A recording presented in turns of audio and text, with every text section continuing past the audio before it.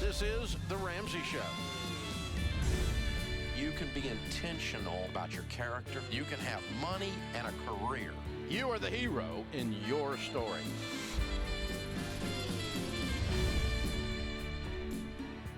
Live from the headquarters of Ramsey Solutions, broadcasting from the Dollar Car Rental Studios, it's The Ramsey Show, where debt is dumb, cash is king, and the paid-off home mortgage has taken the place of the BMW as the status symbol of choice.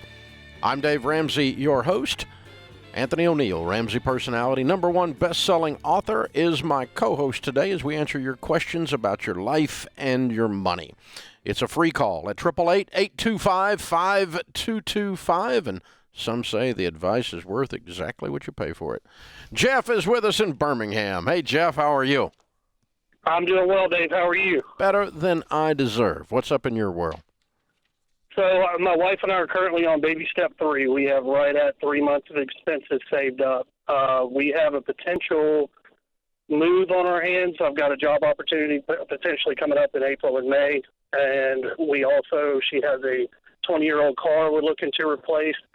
And we just found out 2 weeks ago she is expecting our first child. So, yay! Yeah, we're very excited, but we're just curious. What is your advice on the next step? Should we begin baby step 4 yet? Should we hold off and start saving for those things? What should we do?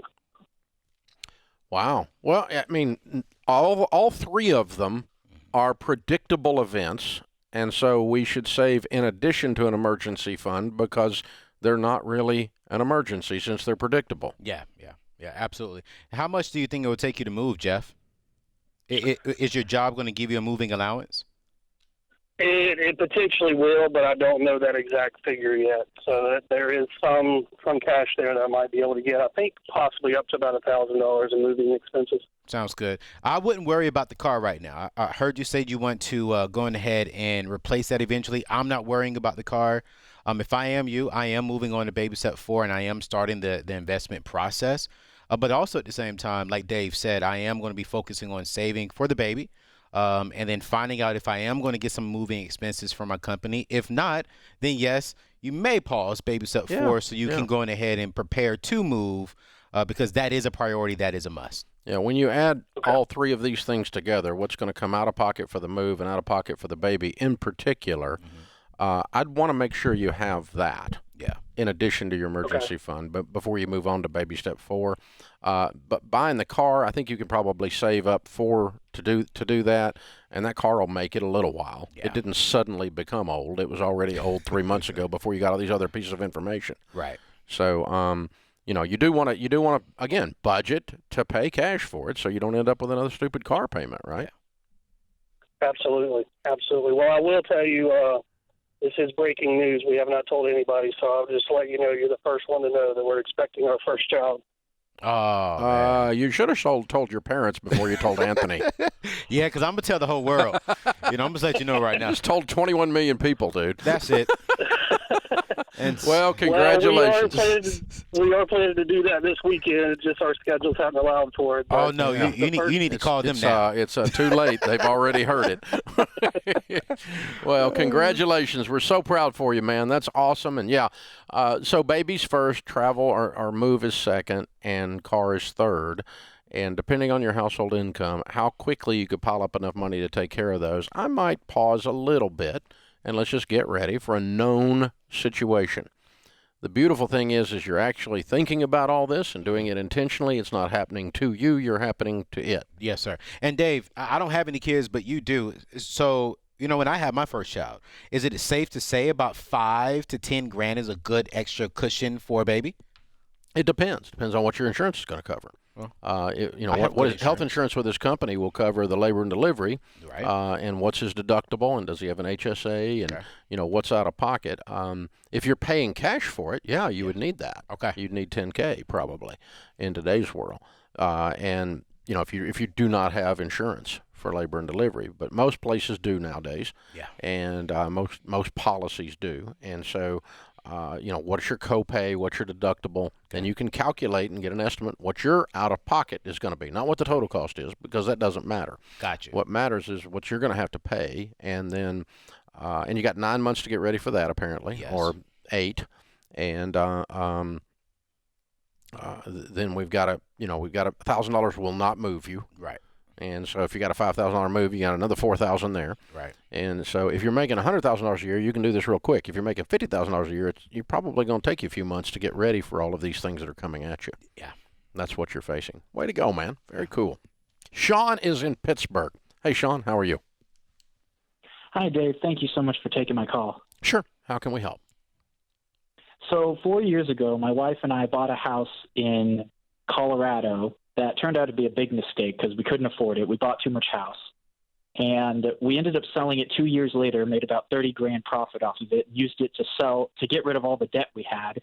And we moved out to West Virginia, where I got a job as a youth pastor. And now that job has kind of ended, and we're looking at moving back to Colorado. And I was wanting to ask you if it would be a good idea. Our plan here, we're thinking about moving in with my parents that live right next to where we work in Colorado remotely right now. We're thinking about moving in with my parents and living there rent-free to save up a bunch of money for a little while, and then buying a lot of land and then using that land as collateral to get a loan to build a house instead of buy one outright. Because of the market out there, the houses are so expensive. We're like, well, we could probably save a bunch of money and have tons of equity in the house already if we just built one instead of buy one. So, Sean, let me ask you a couple of questions before Dave jumps in here. You said you're working remotely. So are you no longer pastoring and you're doing something else? Yeah, so the youth pastoring job I have here is I feel like God's calling me on to other things in Colorado to move back there. And so I put in my notice that I'll be leaving in July when my lease is up at our apartment here in West Virginia, and we're going to be moving back to Colorado. And what will you be doing, and how much money will you all be making a year? So I will be pursuing a new job to make more income, but right now what we will be making, my wife and I together, will be about 60 to 65 a year. Okay, cool. So here's my answer real quick before we go to our commercial break. No, I don't want you to go back in with your parents, and I don't even want you to get a piece of land. Right now, you need to go ahead and just get a solid foundation. I would go rent an apartment and then follow the baby steps from there, because it sounds like you don't have 3 months in your emergency fund already, correct? Yeah. Yeah, so get an apartment, live below your means, and go ahead, because you said you paid off all your debt, get your 3 to 6 months set aside, then you and your wife can start looking at land down the road. We don't need to move into your parents' house, skip over baby step 3 to go buy a house. You're going to be right back in the situation you are today. So get an apartment, get 3 months, and you'll be straight. Yeah, that's exactly right. The idea of buying a piece of land and building a house and having a bunch of instant equity it's not going to work out that way. When you finish building a house, you're going to have almost in it what you would have had you bought a house. That's what it costs to build a house. And so you don't get like a 50% discount because you built from the ground up. It doesn't work that way. So no, I think Anthony's right. You need to get a little apartment and get your jobs and your careers solidified, and then start gradually working your way back into home ownership at that point. That's going to be your best bet.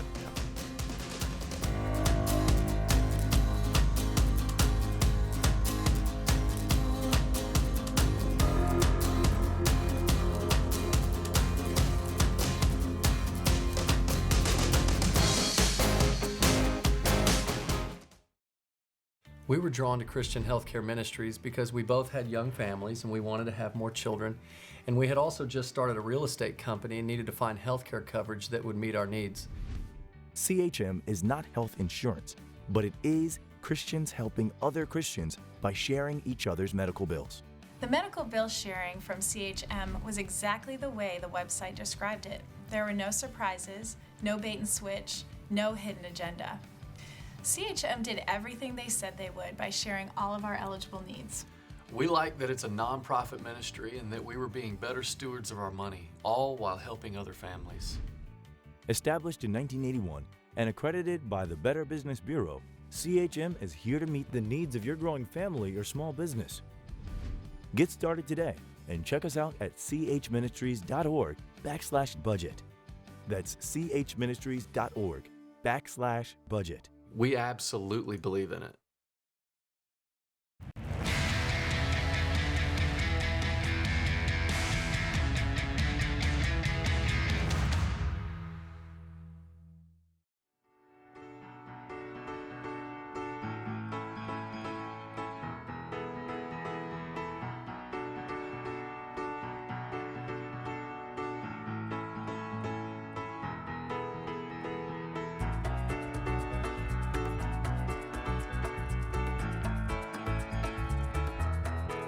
Anthony O'Neill, Ramsey Personality, is my co-host today.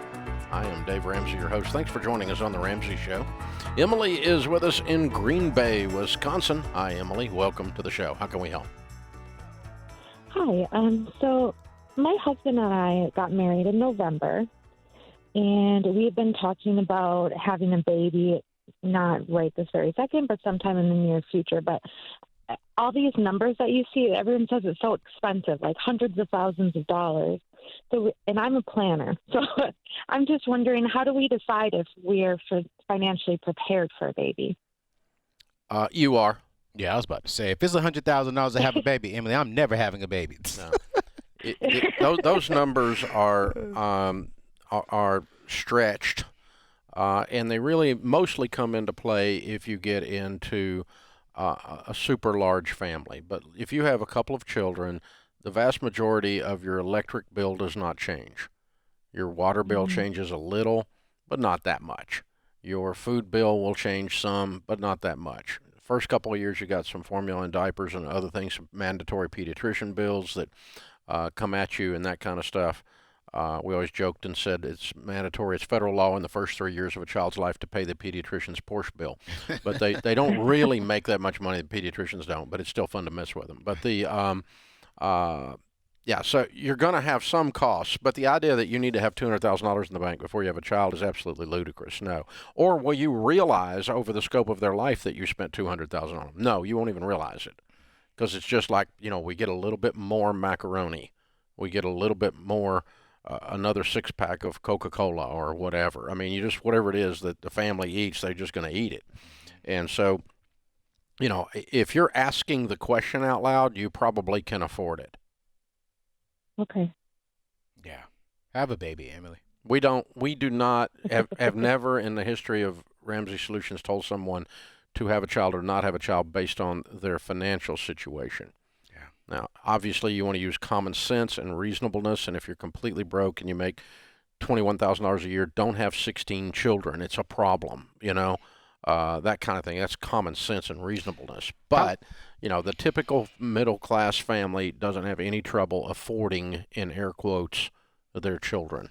Yeah. You're going to be just fine. I agree. I like that answer, Dave. I'm proud of you on that answer. Well, thanks. I feel better about myself. But you know what, Dave? I have said this, so tell me if I'm wrong for saying this. I don't believe in the first 6 months to a year you should have a baby of your marriage. It should be spent with y'all two getting to know each other and figuring out what you're going to do with your life. Yeah, that's not a financial equation, though. Right. That's just a space Yes, sir. equation. Mm-hmm. And, most couples do that. Yes. But other couples are really excited to have children. So, I know. And that's okay, too, if you want to do that. We enjoyed a couple of years like you're talking about before Denise came along, and we've enjoyed every year since she came along as well. So, and none of them were her fault one way or the other. So that's the first baby, right? But but yeah, anytime in any area of your life, money, relationships, anything, you can give yourself margin. Yeah, that's a good thing. Margin's never a bad thing. It gives you it kind of smooths out the waves of life a little bit. All right, Milton is in Tampa, Florida. Hi, Milton. How are you? Hi, Dave. Pleasure to speak with you and Anthony this afternoon. Sure. My question, I've been contributing to my 401k for about 28 years now, and just last year they opted to give us an option of a Roth 401k. So I took that option and I stopped contributing to the traditional 401k and started contributing to my Roth. And Good. The match is the same on the Roth Good. as it was on the traditional. Good. So although I currently have about a $2 million net worth, I figured anything I can put together that grows tax-free would benefit me in the long run. You are right. But the question is, can I roll over the Roth portion of my 401k into my Roth IRA? Yes. It will be a different. It will be technically a different account number, but you can always roll over your 401k to your Roth IRA if you've left the company. Are you still working for the company? Yeah, I'm going to be with the company for about another 6 to 8 years. Yeah, you can't move a 401k while you still work there.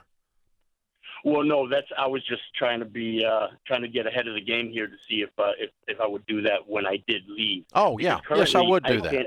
Yes, I would do that. Okay, because I couldn't see the difference. It's one account number, and it shows my 401k on my statement, but Right. it isn't broken down as to Roth and traditional. Right. How old are you? I'm 54. How much is in the traditional portion of your 401k? The bulk of it is. I know how much. There's about 1.6 million. Okay. I might begin to move some of that into Roth and pay the taxes on it now inside that 401k. Okay. Because let's say you move 500,000 over and you pay the taxes on it $100,000, okay? Or whatever they come out. Yes. Something like that. 100 and a quarter will be your taxes before tax rates go up, and apparently they're going to.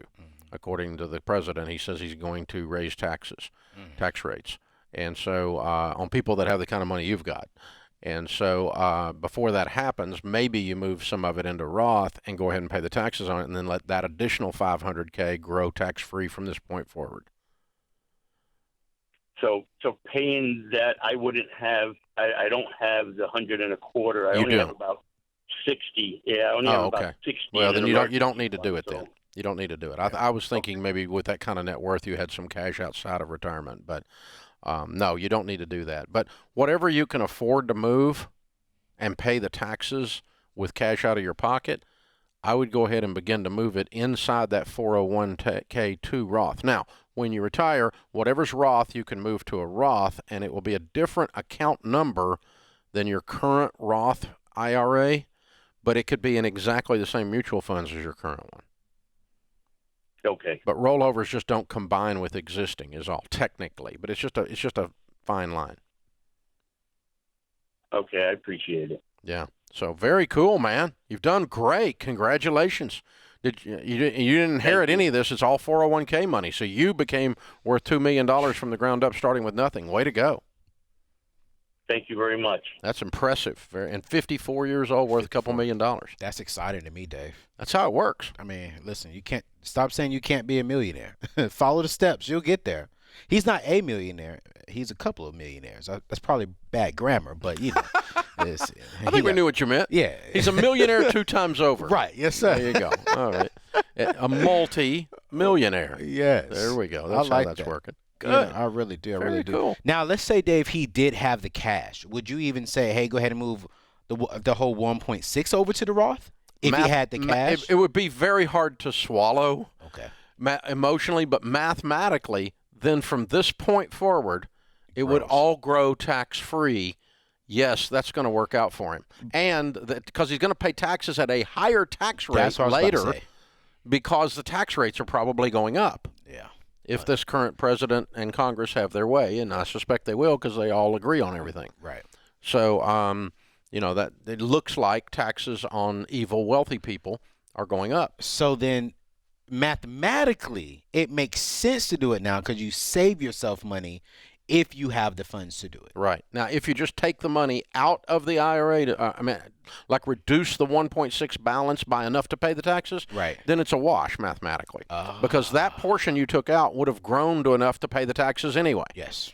So you would have been okay. Yes. But you'll come out better off if you've got a 10-year period of time or more to roll if you can pay it out of your pocket. In other words, your baby step 7. Yep. You got extra money laying around. He's a multimillionaire. Now, you don't need to fool with that if you're in baby steps 2 or 3 or 4 or 5, whatever. And then 6, you're still need to pay off your house first before you talk about that strategy. Yes. But any money you can get out of taxable accounts if you're going to become wealthy is going to be a good idea because of that the tax rates are in the political climate appear to be going up. Yep.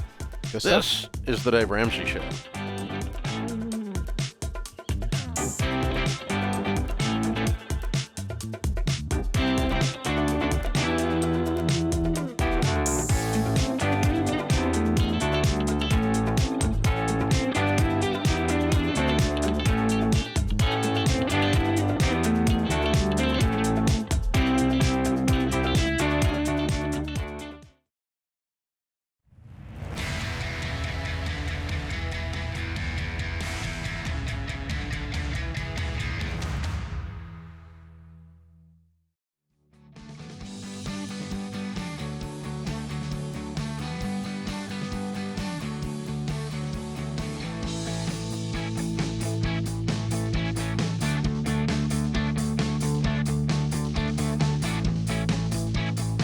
On the debt-free stage in the lobby of Ramsey Solutions, Justin and Heather are with us. Hey, guys, how are you? Hey, Dave. Really good. Hey, Anthony. Welcome. Where do you guys live? We live right outside of Memphis, Tennessee, in Collierville, Tennessee. Oh, yeah. Just about 3 hours down the road there, Yeah, huh? that's right. Well, welcome to Nashville. And all the way over here to do your debt-free scream. How much have you paid off? Just around $407,000. Goodness gracious. Whoa! How Yeah. long did that take? It took a little over 8 years. It took a while. Okay, that works too. And your range of income during that time? We started off around 140, got up to about 190 for a couple years, and then we're back down around the 140 range again. I went part-time. Oh, okay. Good for you. Yeah. Well, I'm guessing with this amount and how long it took, it must be you paid off your house.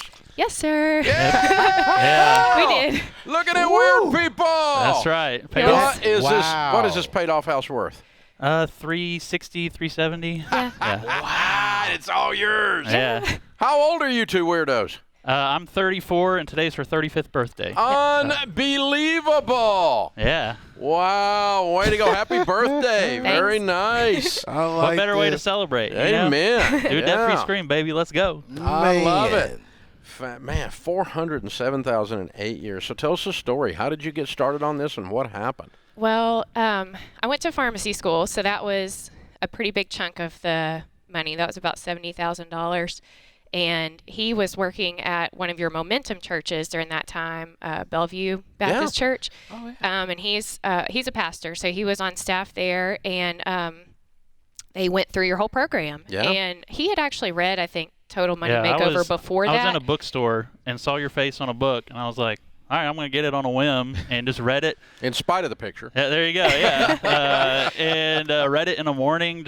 I think I was around 24 or so at the time. Yeah. And kind of went from there. We've been leading FPU classes, and we took our whole church through it last year. Yeah. It was just super cool to see how God used you guys in our lives, but also in the life of our church, because we didn't know what 2020 was going to bring. Yeah. And we took our whole church through it through 2019, and then boom.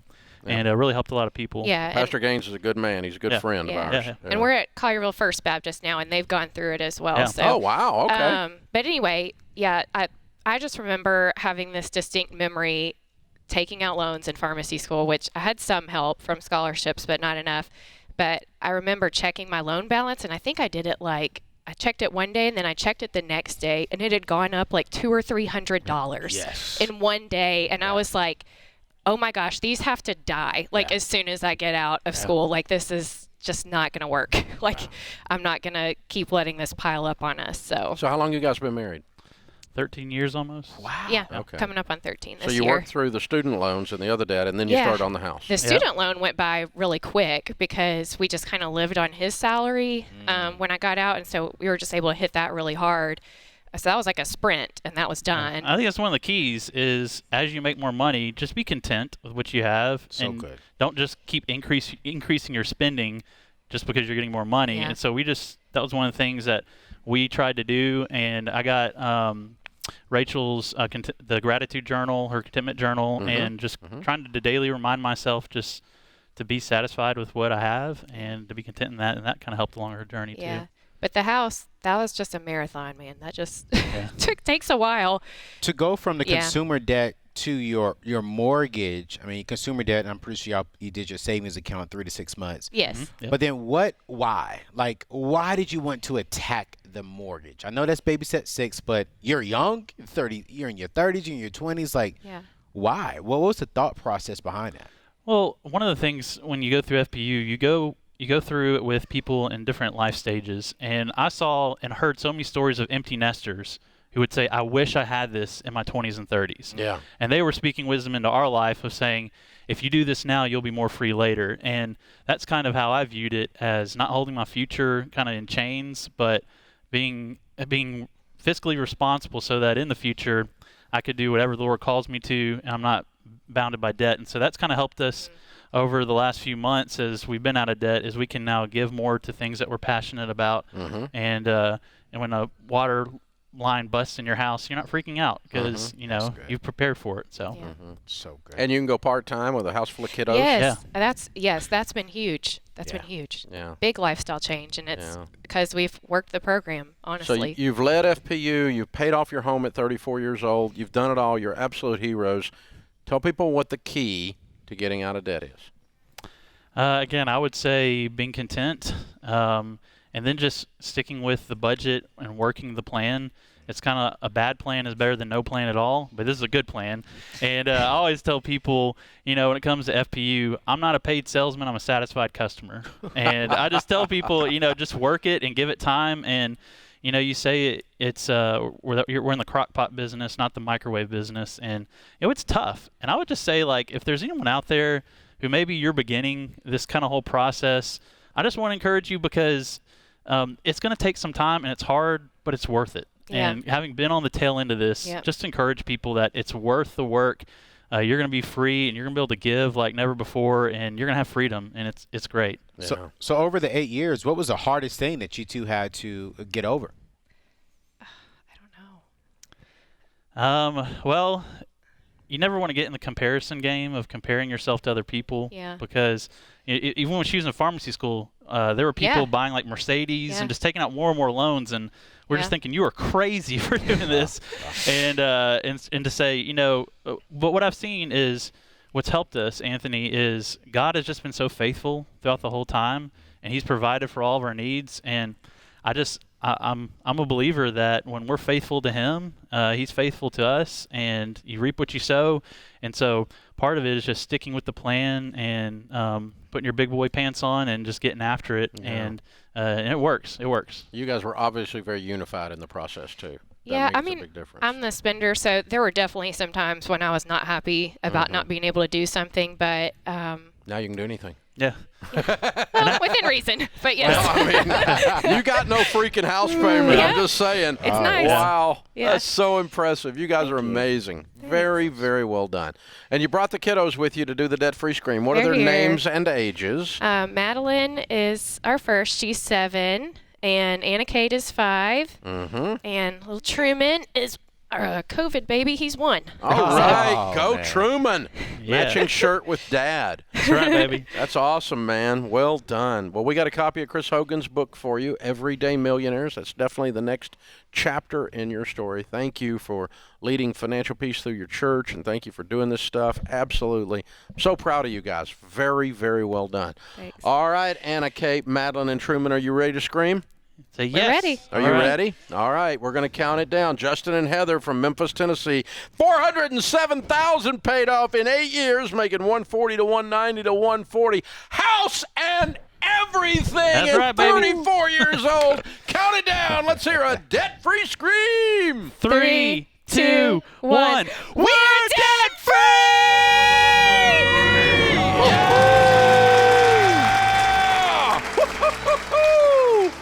Fabulous. Oh, man, that's perfect. That young family, and they don't have a house payment. That's going to be so much money in 20 years. Listen, making that kind of income, these are definitely millionaires within the next few years. Yeah, and they know how to control it, and they've completely reformed their brains, renewed their minds, as the Bible says. Yes. Be not conformed to this world, but be transformed by the renewing of your mind. And that's what they did. It's absolutely incredible. Very, very, very well done. What an inspiration. And those little kids, man, their lives are changed forever. Oh, for sure. And their kids. Yeah, that's and their debt-free kids' college. kids. Yeah. I mean, this is incredible. They're going to be in such a completely different place. Oh, man. Stuff we teach works, guys. It works. It's that simple. Yeah. Wow. This is The Ramsey Show.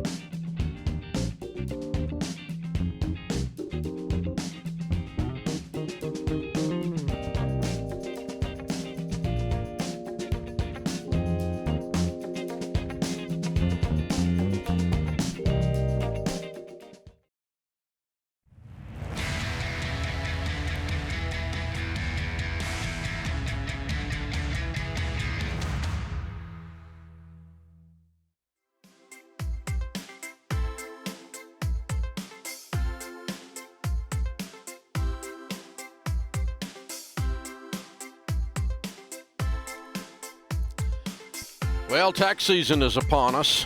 I know. Try to contain your excitement. Nobody likes doing taxes, especially after a year like 2020. It is a hassle to begin with. But then you go look for help, and these so-called free tax software tools get you knee-deep in the filing process and then sucker punch you with add-on fees and credit card pitches and try to get you a mortgage. Or worse than that, try to sell you a refund loan where they loan you the money for your refund early. Oh, my goodness. And they'll add up the interest rate on that baby. Well, there's a better way to do it. None of those gimmicks. It's simply called Ramsey Smart Tax. This is our team's brand new tax filing software that will help you file with confidence. And with Ramsey Smart Tax, you get upfront pricing at a very inexpensive deal, and no tricks and no trades. And if you're a member of Ramsey Plus, you can use Ramsey Smart Tax for free. Wow. Check that out. So text the word tax to 33789. Check out Ramsey Smart Tax by texting tax to 33789. Quinn is with us in Denver. Hi, Quinn. How are you? I'm doing good. How are you doing, Dave? Better than I deserve. What's up? Hey, so I'm in baby step 2. I still owe 80 on my student loans. I started at 120. I paid off 40 last year, making 50. Good for you. And I have some medical issues. I had like 5 surgeries when I was going through high school and college in my left knee, and I no longer have cartilage in my left knee. And I need to get these very expensive shots. They're about, $1,000 a shot, one a week for 3 weeks, every 9 to 14 months. And I was curious, how do I plan that into my budget? Or do I do the second option my doctor's giving me, which is a $10,000 stem cell treatment? How do I plan that into my budget so that I can not be in as much pain as I am walking around? Wow. I'm sorry. That's awful. What do you make? You said 50. You said 50. Yeah, I make around 50. I make a lot of overtime, so I made like 58 in overtime last year. So what do you do? I'm an engineering project coordinator for med device and drug R&D company. Yeah, so you're around this stuff all day long, and then you need some of it, huh? Yeah. Okay. Well, I mean, it sounds. I don't know what the probability of the stem cell is. Is that 100%? Does that work all the time, or is it just a hope?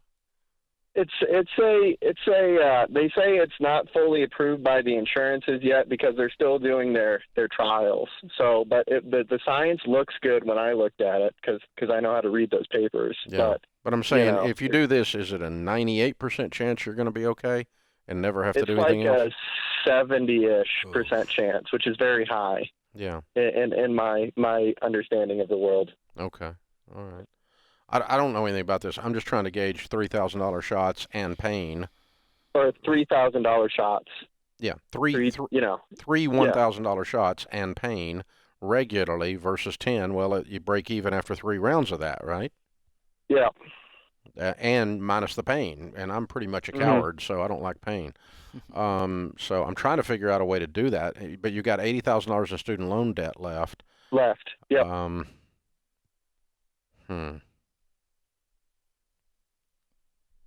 So if you make it one more year without doing this procedure, that's going to cost you $3,000. Right. And it will move further out of the clinicals, possibly to become insurance covered, right? Possibly. But, these things take, 5 to 10 years. Yeah, unless it's a COVID vaccine, then it takes about 10 minutes. Yeah. Yeah. It's interesting how approvals change on things. But I mean, it could be. Is it serious pain, Quinn? Yeah. Yeah, it's rather serious. I don't want to walk on it even. Minor surgery is what happens to somebody else. Okay. Okay. It's all pain. Yeah. I'm trying to think what I would do in your shoes, knowing that I'm a complete coward and you're hurting. So I'm trying to empathize. I've never had this exact thing, obviously, but If I'm in that much pain. Sharon did do the stem cell thing, and it did work, but it was a much smaller situation than you've got. So I don't know. If I woke up in your shoes, I probably would stop everything and come up with the 10 grand. You would? Yeah. Oh, yeah. The only other thing that comes into my mind is it is more than interesting to me that you are in and around that business. And I wonder if one of your leaders with your current company knows the leaders with the company that provide the other stuff and can't get you some help on the pricing. No, I already went down that path. I tried some other things that my boss knew about that were in development, and those work pretty okay. But they don't last. Yeah, but I'm just saying temporary. I guess is it the actual injection that is so expensive, or just the procedure itself? The 3-shot injection? No. The stem cell.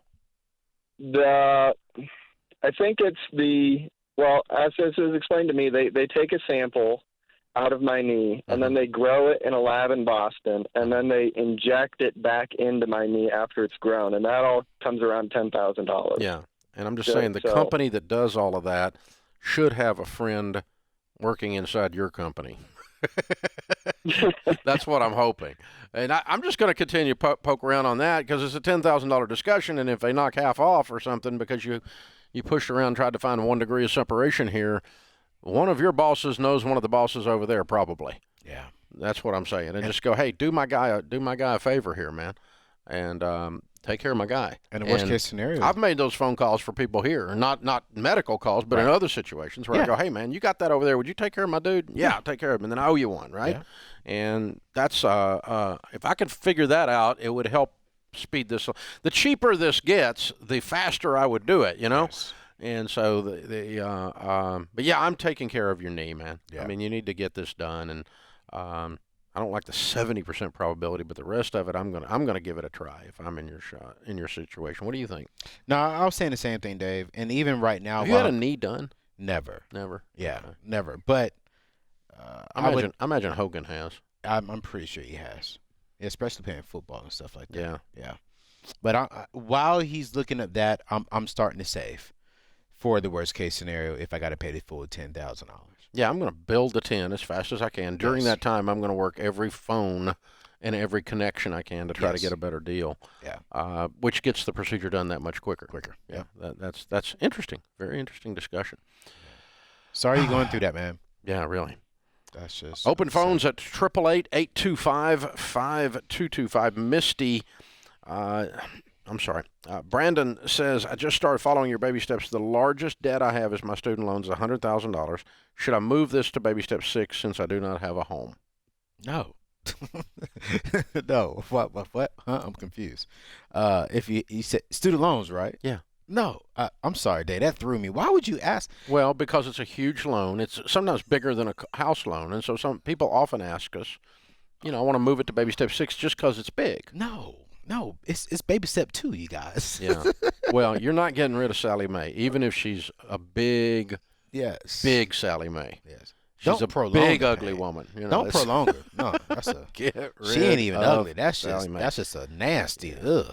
Yeah. $100,000. The only way it's going to go away is if you attack it, not if you put it off. Right. And so we don't move the student loans to another baby step because of that. I've had calls where people said, I got $200,000 in student loans. I owe $60,000 on my house. And they want to move it. And I'm just like, nope, still don't do it. You still got to attack it and get rid of it. Yep. That's the thing. Fun stuff. Good hour, Anthony. Yes, sir. Thanks, James Childs and Kelly in the booth. I'm Dave Ramsey, your host. This is The Ramsey Show.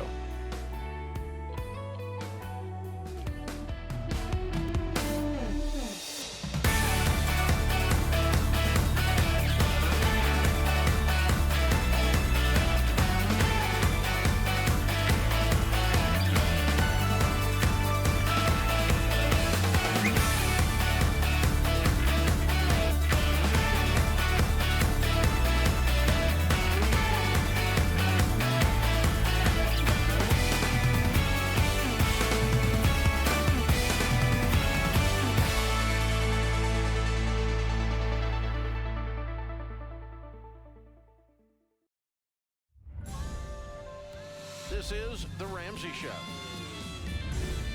You can be intentional about your character. You can have money and a career.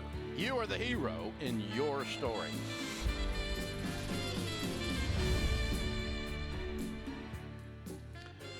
Live from the headquarters of Ramsey Solutions, broadcasting from the Dollar Car Rental Studios, it's The Ramsey Show, where debt is dumb, cash is king, and the paid-off home mortgage has taken the place of the BMW as the status symbol of choice. I'm Dave Ramsey, your host. Anthony O'Neill, Ramsey personality, #1 best-selling author, is my co-host today. Thank you for joining us, America. We're so glad you're here. The phone number is 888-825-5225. That's 888-825-5225. Sarah is with us in Lexington, Kentucky. Hi, Sarah. Welcome to the Ramsey Show. How can we help? Hi, Dave and Anthony. I have a little question. Me and my husband are debt-free. We've been debt-free for 3 years. I took a traumatic fall in 2019 and broke my humerus down the flight of stairs and damaged my knee. I've had one knee surgery, and I'm getting ready to have another one. Ouch. My husband's gone 4 nights a week, and I don't sleep those 4 nights because all my bedrooms are upstairs. So we're kind of like in a dilemma, and he didn't even want to be on Dave Ramsey 9 years ago, but now he's turned into a frugal. I think we should sell the house since we have no bedrooms downstairs and buy another house in the next over subdivision. Our house will price at $159, and it's about the highest one on the 2 streets. And we could add on to it for like $30,000, but then I don't think we could ever get our money back out of it. The houses in the next subdivision are running about $179, but we'll probably only clear like $145 on our house. Now we have $550,000 in 401k, and we have our emergency fund, and we have $16,000 because I've been trying to save to put on another house. $16,000 that we could put on the house, but we'll still be a little bit short. What'd you say your household income is? Our household income during the debt-free was 84, but since I fell, it's down to 65. Because since 2019, I've only worked like 4 months each year because I fell, then they tried to naturally heal, then they did surgery the next year, then now I've had the knee surgery, and I'm going to have another one. So I'm only working part-time. Mm-hmm. Okay. And so you're talking about a one-level house. I'm talking about a one-level house. Mm-hmm. And I need to stay in my area because I'm like the provider for my mother who has cancer. So I need to stay within like a 5-mile radius because, I'm over there every day. So I probably could find something cheaper farther away, but then when she calls me in the middle of the night, it's going to take me longer to get to her. Yeah, like if you move 10 miles away, it'll take you 5 minutes more. Yeah.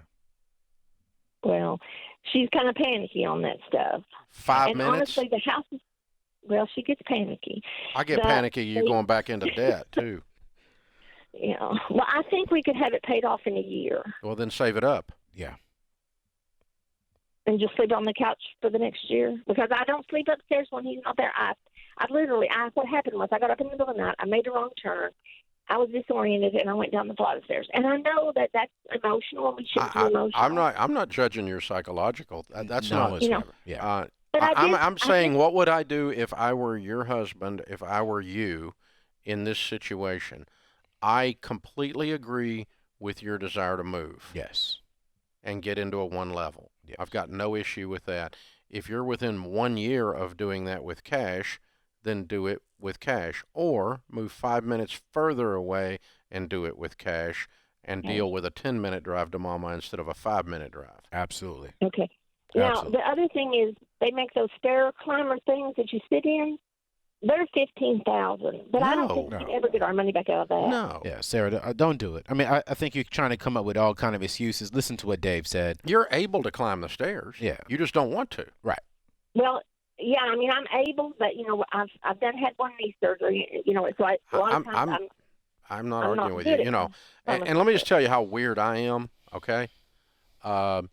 If it's this important to you, I would move the living room furniture into the garage and move the bedroom into your living room.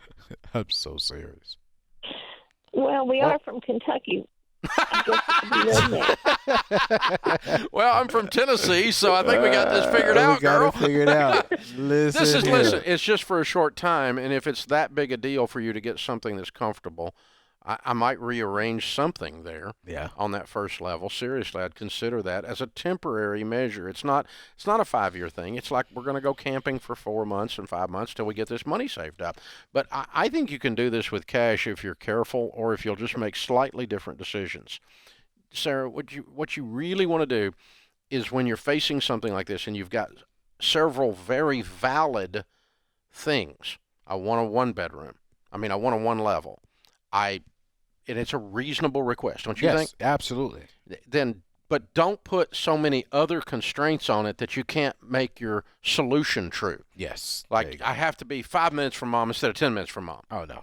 See, now that one's silly. Yeah. That one's silly. She could be 15 minutes away from mom. And go move today. Right. Or sleep in the living room for a year. Yep. Or move your bedroom to the living room for a year. Or go into debt and pay it off in a year. But I don't think that's the way I would do that in this situation. Me, I'm telling my wife we're going to move away 15 minutes so we can give you what you want now. I'll tell you what the other thing you could do. You could sell the house today. Absolutely. Rent a one-bedroom. Yep. For a year. Yep. Now that's even a better plan. Except for the move 2 times part, which I'd rather have a root canal, but because the move 2 times thing's awful. But yeah, that solves the problem very except for the 2 moves. Yeah, but they don't have to move in 1 year, Dave. They can stay there for 2-3 years and pile up a bunch of cash. Exactly. And get even better one bedroom. Exactly. But one level. I keep doing one bedroom, one level. Yeah. It could be a 1 level, 1 bedroom. No, to for rent. Yeah, that might be your answer. I like that answer, Dave. And you can move just about anywhere if you're renting for a short period of time. And she can save within 5 minutes. Yeah. That might work. That's another idea. But I think you're so close. If it was going to be 5 years to solve the problem, I might solve it differently. Yes. But because it's 1 year to solve the problem, I'm going to figure out a way to push through that. Right. And avoid the debt. Your husband doesn't want to go back in debt. His house and everything's paid off. I can empathize with that. Yeah. And also empathize with you hurting, and you don't want to make a wrong turn in the middle of the night and start this healing process over again. I have no issue with that at all either. Hey, folks, how do money conversations go with your spouse? Do they end in a battle, or are they not happening at all? Guys, you can get on the same page with money. It starts with both of you committing to a budget every month. With a membership to Ramsey Plus, you and your spouse get our premium budgeting tool. Every dollar connects to your bank and to both your phones, so everybody knows what's going on. Everybody's on the same page. We're working and making changes together. And with access to Ramsey Plus courses like budgeting that actually works, you'll learn exactly how to make a budget. You can get a free trial to Ramsey Plus. To start your free trial, text the word trial to 33789. Text trial to 33789, and you can get a free trial to Ramsey Plus. It includes Financial Peace University, the Baby Steps Tracker, and of course the premium version of Every Dollar. Lots of other goodies in there as well. Smart Tax is free right now. Get your taxes done free. Yeah. Wow.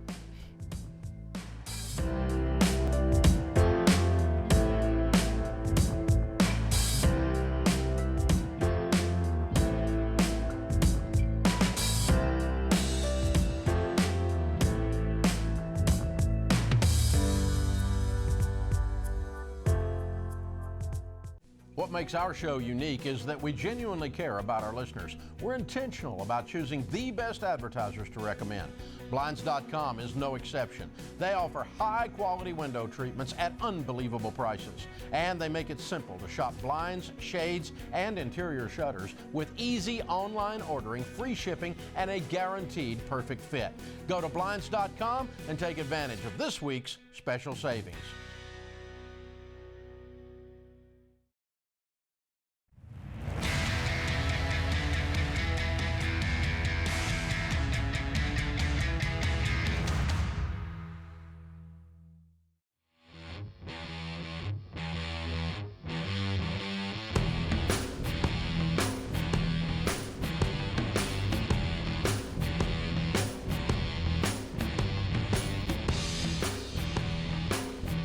Anthony O'Neill, Ramsey Personality, is my co-host today. Our question of the day comes from Blinds.com. They have a 100% satisfaction guarantee. That means even if you mismeasure or you pick the wrong color, they'll remake your blinds for free. You get free samples, free shipping, and with the new promos they run every month, you'll save even more. Use the promo code Ramsey to get the best possible deal.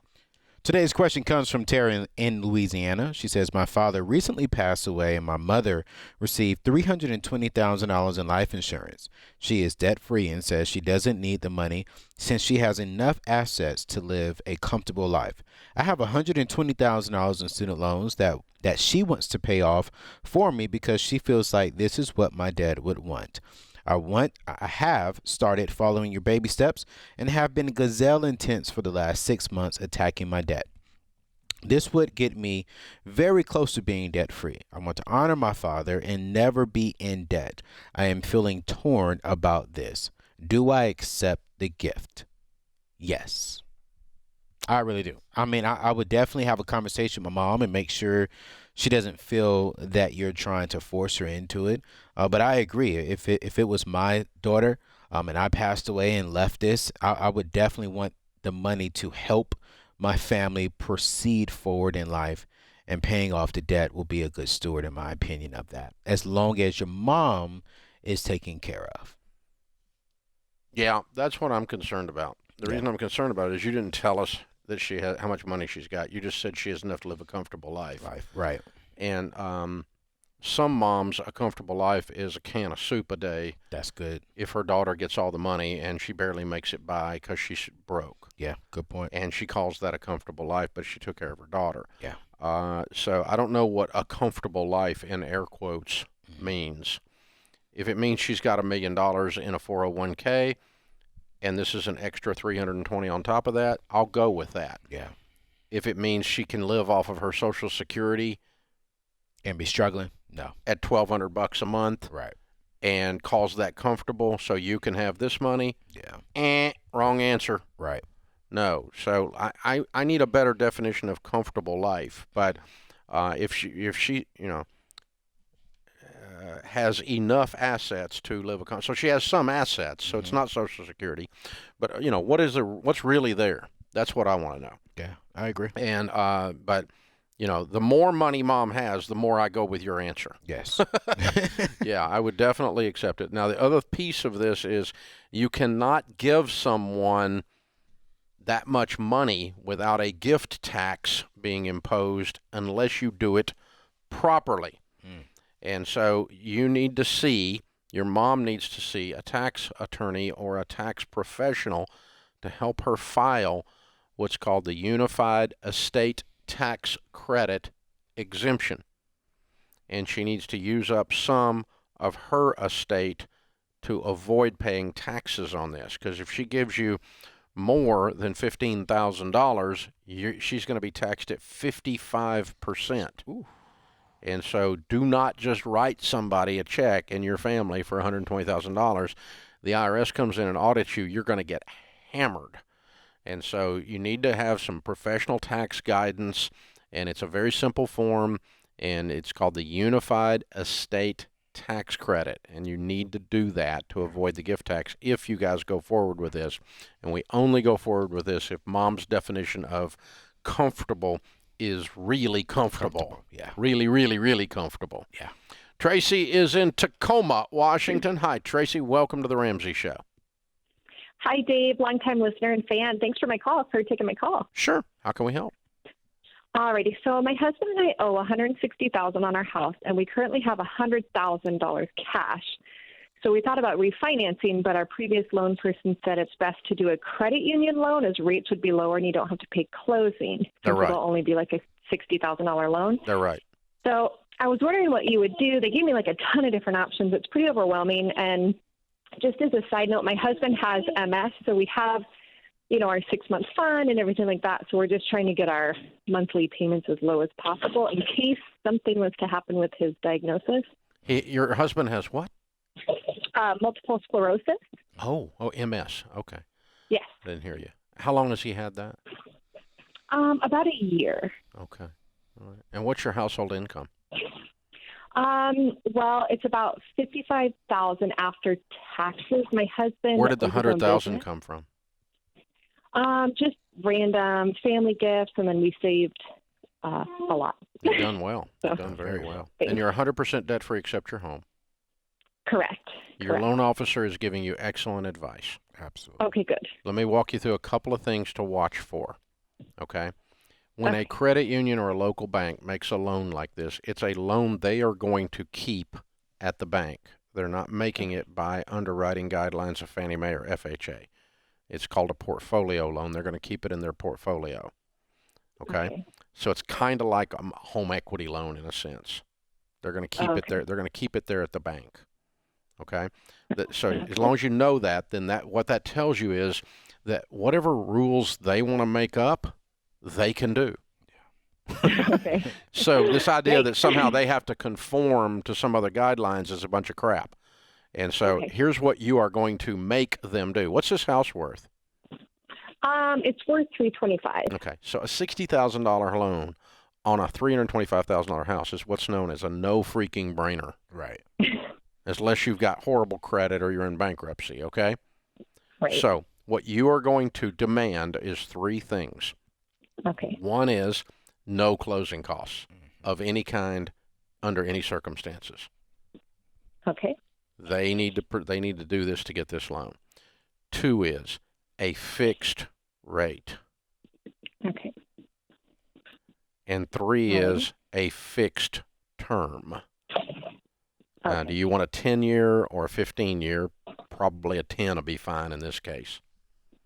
But you do not get a traditional home equity loan where the rate floats and thereby the length of time that you're in the loan floats, and some of those even have balloons or calls after 3 years or 5 years. Okay. You don't want any of that. You want a 10-year loan that pays off in 10 years. That's called a fully amortizing loan at a set rate with no closing costs.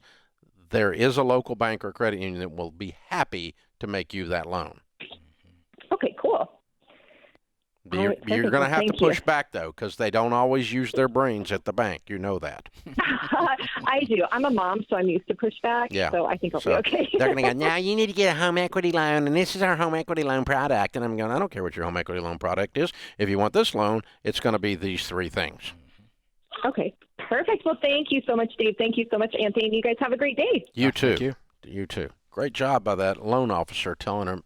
That's a good loan officer. Told him not to make a loan with him. Dave, I was shocked. That's I was good. like, That's wow. good integrity. I like that. Because it's a $60,000 home loan with a traditional mortgage is super expensive. Right. And the mortgage companies don't want to screw with it, and they're going to run the rate up.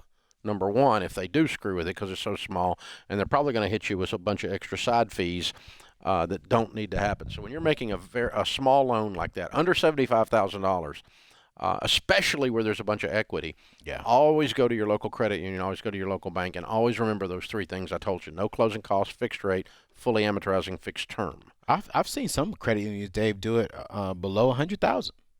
Oh, they will. They'll do a loan. Yeah. Yeah, they'll do it. They'll do a loan over $75,000. Yeah. But when you get $75,000 and under, a traditional FHA or Fannie Mae loan becomes unwieldy. Yes. It's very expensive. Got you. And most of the mortgage companies don't want to screw with that. Yeah. But the credit unions will, and it. the local bank will, especially in a situation like this. So very, very well done. Good. Love it. Good job by that loan officer. That's good stuff. This is the Ramsey Show.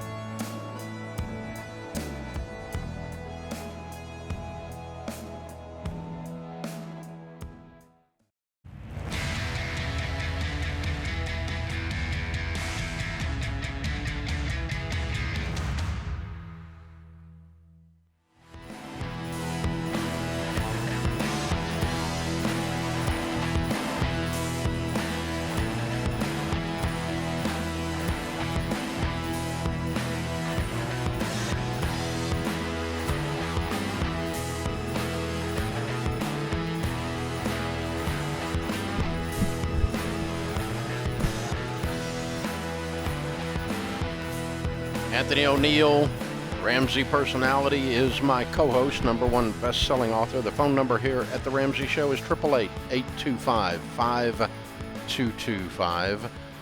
Kevin is with us in San Diego. Hi, Kevin. How are you? Good, Dave. How are you? Better than I deserve. How can we help? So, anyways, I appreciate you guys for taking my call. A little backstory. I just recently separated from the military. I did about 10 years.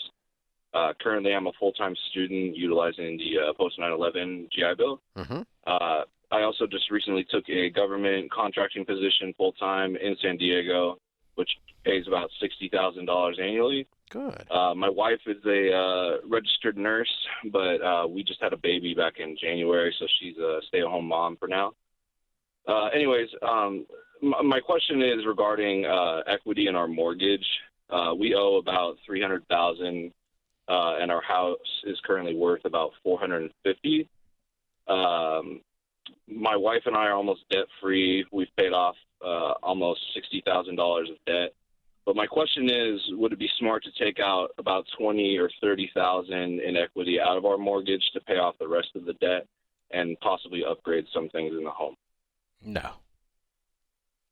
It wouldn't be. That's not a wise move at all. Again, and you said the numbers. I want to make sure I hear them correctly. What's your household income right now? 60. 60 altogether. Okay, cool.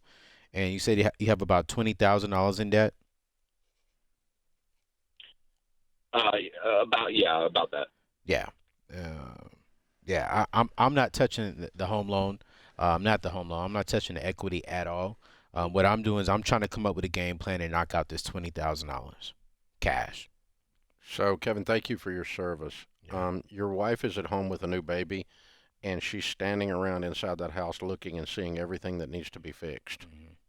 And that's what started this conversation. It did. I came home to a list of things like, hey, this is what I was afraid I read that right.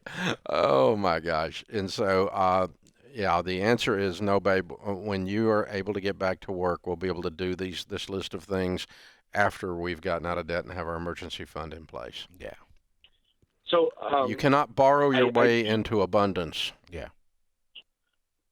I understand. I do receive a housing allowance through the post 9/11 GI Bill, and you get that whether you do these repairs or not. Yeah.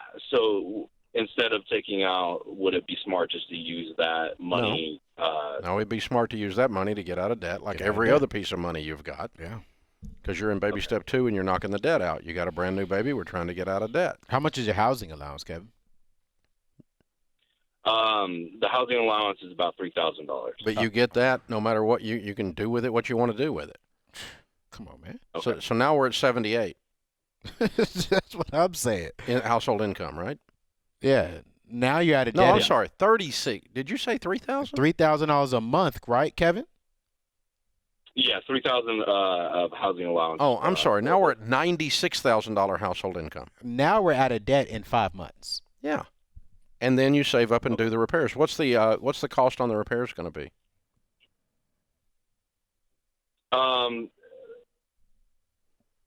Rough number is probably around $10,000. Okay. Yeah. So here's the thing.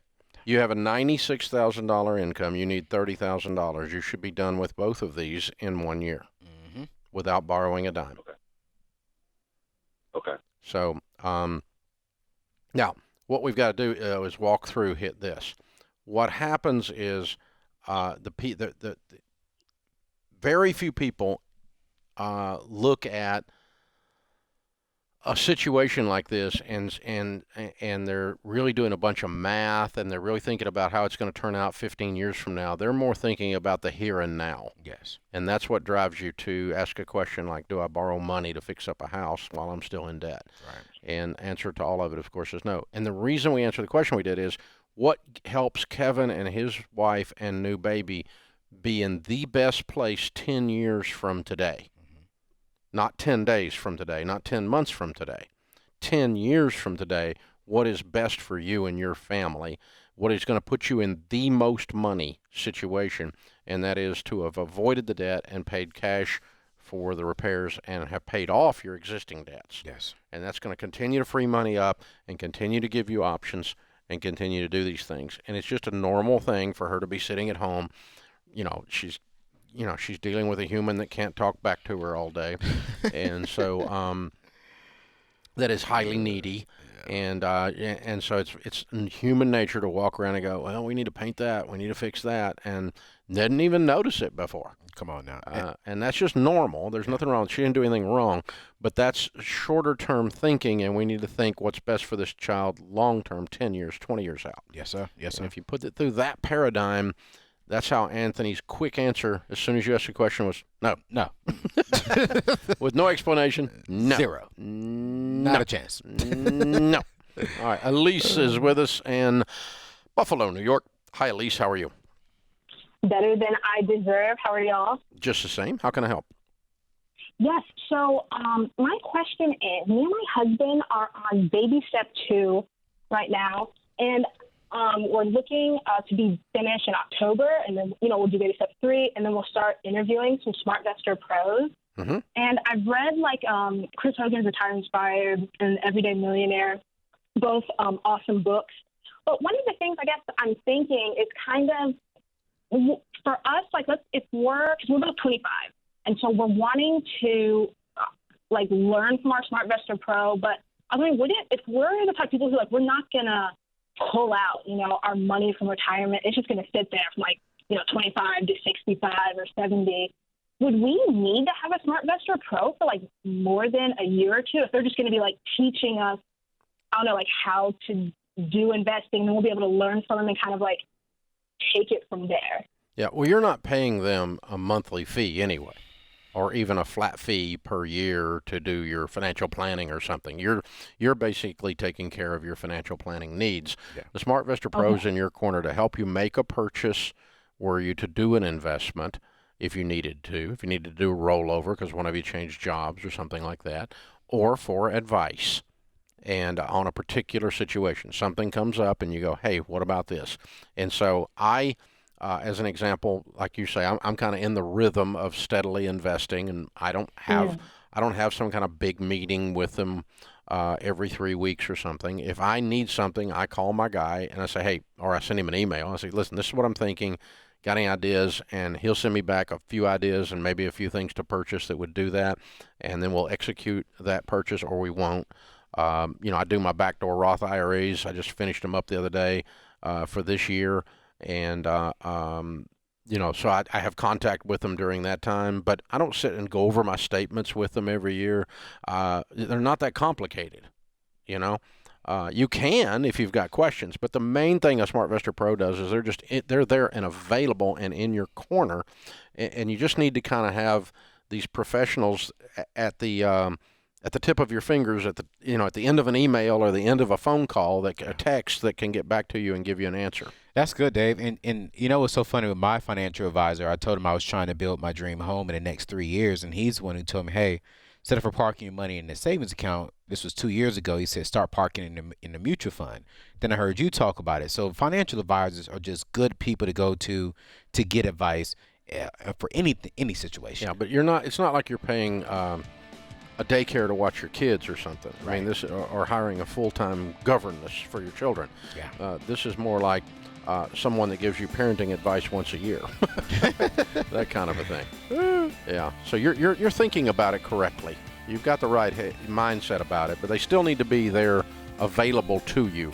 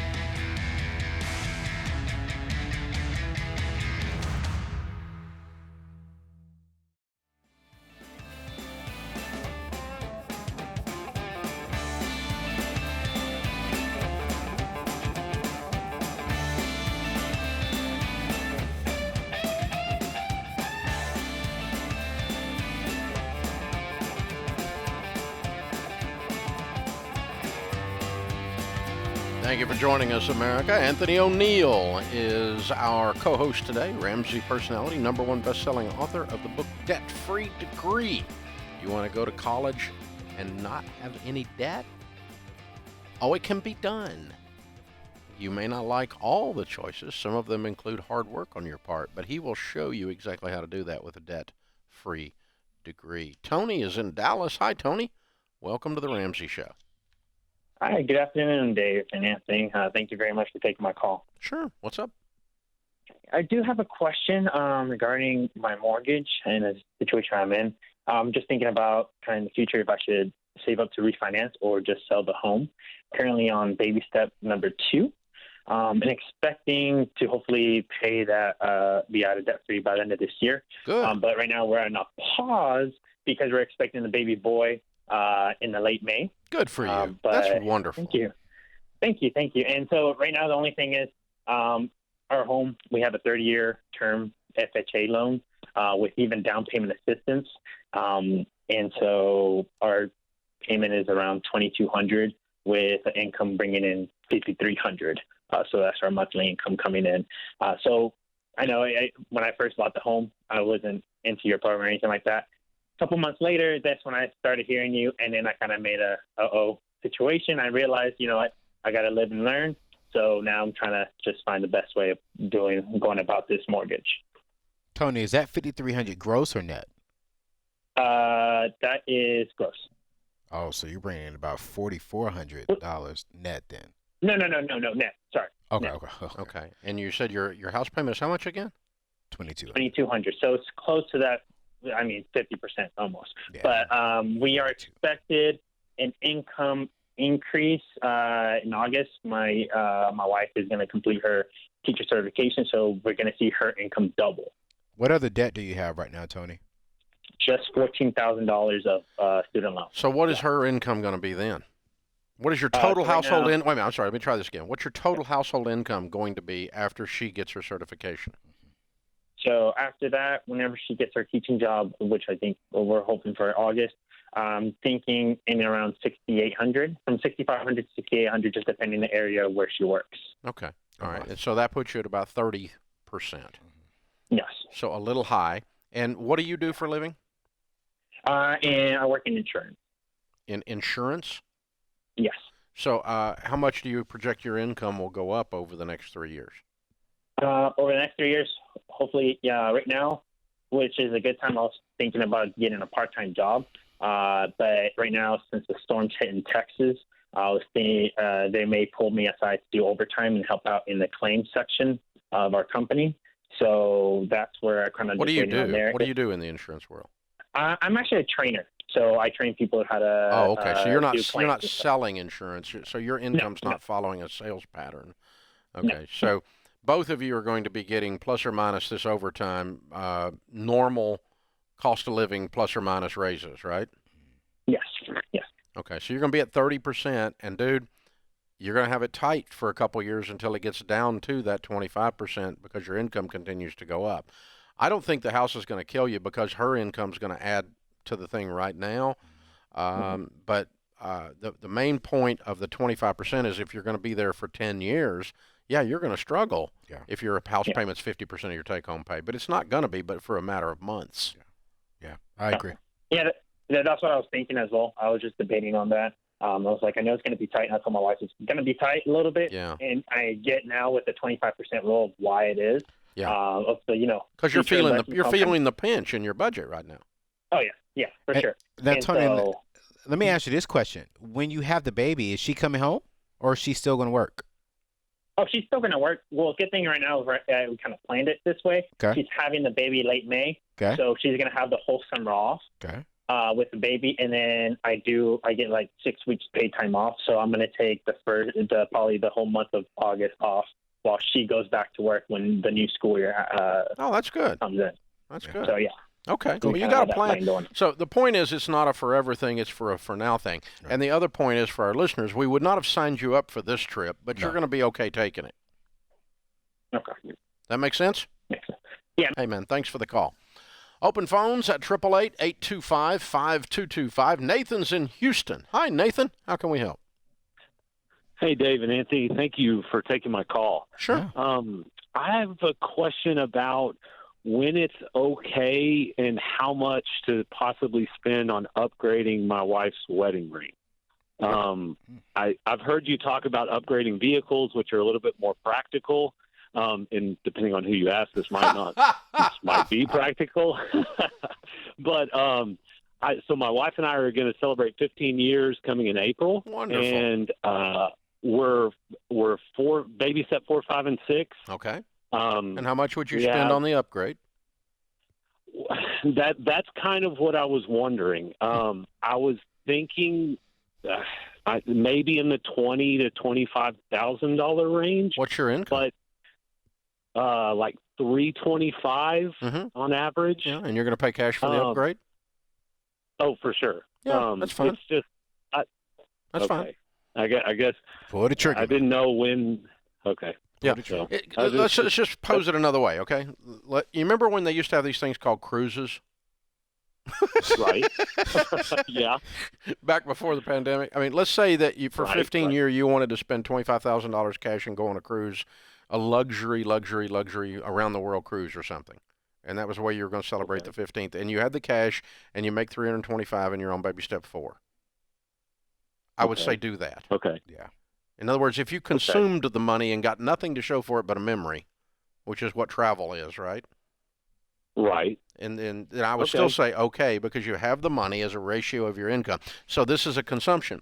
Now, what you don't want to do is call me up and tell me how diamonds are a good investment because that's a bunch of crap. No, I hear you talk about that often. It was just it was one of those things that I'm having trouble with the amount. Yeah. So I was. Well, if it was something else, though, opinion. my point is it's a ratio you can afford. Yeah. Okay. If you told me that number and then you told me you make $80,000, I would be going, that's a lot. Yeah. Sure. No, I understand that. Yeah. And No, when we got married, it was totally different. Yeah. So that's why Well, me too, dude. change it. Sharon's got a dadgum headlight on her finger, but she started out with a .23. You can't even see the little speck she started with. Not a headlight, Dave. I like that. Yep, my wife's rolling a very similar ring. So, Yeah. yep. So, okay, well, thank you. I appreciate it. You've done well, sir. Congratulations. And the whole idea that you're actually asking the question yourself the question, not us, but you're asking you're gauging it against something. And Anthony, I think it's real important. You've worked with lots of wealthy people, and so have I. Yeah. That it's all about a ratio. Yes. Yeah. And does it? If you just put that amount of money in the middle of the table and burned it with a match, does it ruin your life? Does it affect your life substantially? Well, that's the question to ask. And if it doesn't, then it's an okay consumption ratio. If it does, then you don't do it. Absolutely. And with that, I mean, he's been married for 15 years, so I'm pretty sure his wife, she's worth that investment. Yeah, she earned it. Yes. She put up with him. I didn't want to say she deserves it because I don't want her to be like, I deserve it. She put up with him. Hey, listen. That's why Sharon gets whatever Sharon wants. I was about to say the same thing. If my wife can take and deal with me for 15 years, she deserves a lot. Yes. Dave, wait, a lot. Whoa, Dave. Whoa, calm down. We just got to get you started. We got to get you started, though. Whoa, Dave. I'm working on that, man. I'm working on it. Oh, my gosh. Yeah, I mean, it's but the thing is, it's always a good thing to give you pause and think about what you're going to consume. Yes.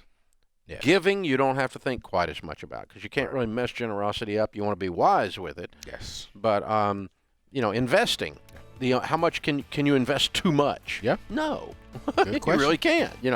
But you don't have to think about the amount as much. But when you're consuming it, using it for personal gain, personal enjoyment, then you need to think about it. And that's a good spiritual exercise. Love it. Very well done. Very well done. That puts this hour of The Ramsey Show in the books.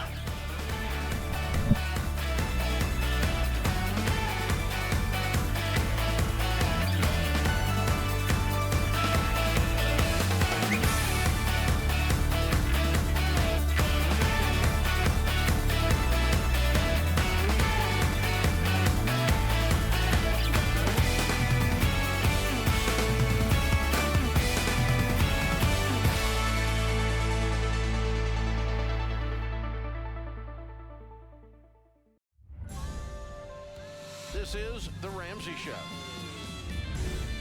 You can be intentional about your character. You can have money and a career. You are the hero in your story. Live from the headquarters of Ramsey Solutions, broadcasting from the Dollar Car Rental Studios, it's The Ramsey Show, where debt is dumb, cash is king, and the paid-off home mortgage has taken the place of the BMW as the status symbol of choice. Anthony O'Neill, Ramsey personality, #1 best-selling author of Debt-Free Degree, is my co-host today. Open phones at 888-825-5225. So coming into the opener, Anthony and I were having an off-air discussion that I think we probably need to bring up for everyone else. It's a good, I didn't realize it. James, my producer, had sent me an article from Forbes. I was reading at the break at the top of the hour.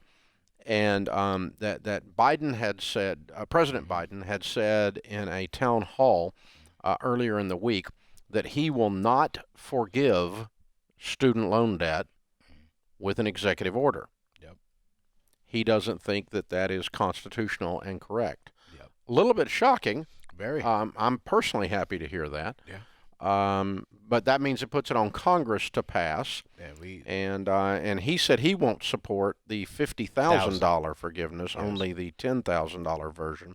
Yes. But the $50,000 AOC and Elizabeth Warren are asking for.